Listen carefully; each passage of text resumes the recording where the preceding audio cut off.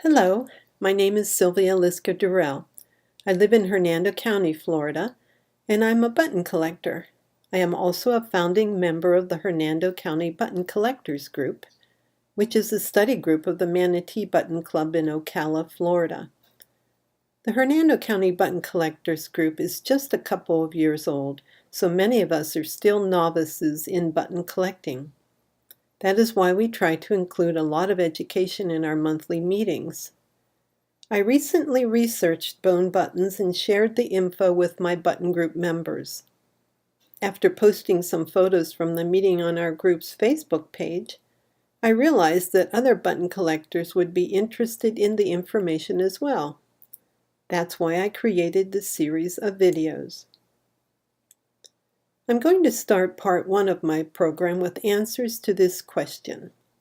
How do you tell if it's made of bone? One of my research sources was from an excellent article in the May 1963 National Button Society's Bulletin about bone buttons. If you aren't a member of the National Button Society, it's easy to join, and as a member, you too will get access to information in the bulletins going back some 50 years. It's only $35 a year, and every year 5 new bulletins are published. There is no more comprehensive information on buttons anywhere in the world. So how do you tell if it's made of bone? The true old bone buttons will have yellowish to light brown hues to them. Look for tiny black marks like splinters with your magnifying glass in a white or cream bone button.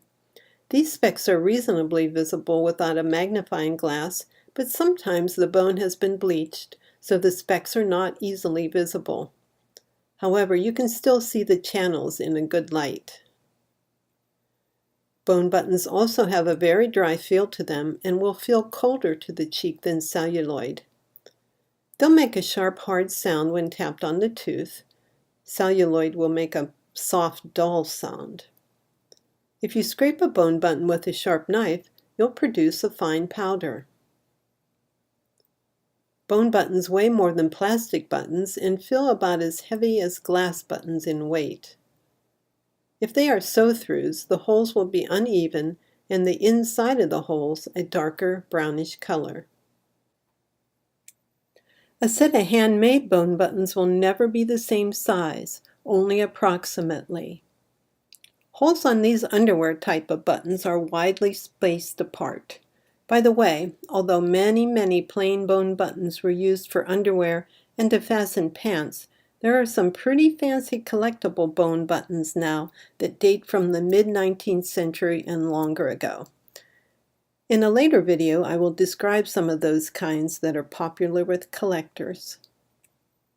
One caution: bone and ceramic underwear buttons look a lot alike. Both were used around the same time. The ceramic ones have a smooth porcelain feel. Although the bone buttons will feel very smooth too, see if you can spot the lines and splinter spots that tell you that they are bone. The photo on the screen shows a comparison between ceramic and bone buttons. I don't know if you can see the slight shine on the upper right edges of the ceramic buttons. That's one indication it could be ceramic and not bone. That's all for part 1, how do you tell if it is made of bone? Look for part 2, on which I will talk about the making and use of bone buttons. Thanks for your interest.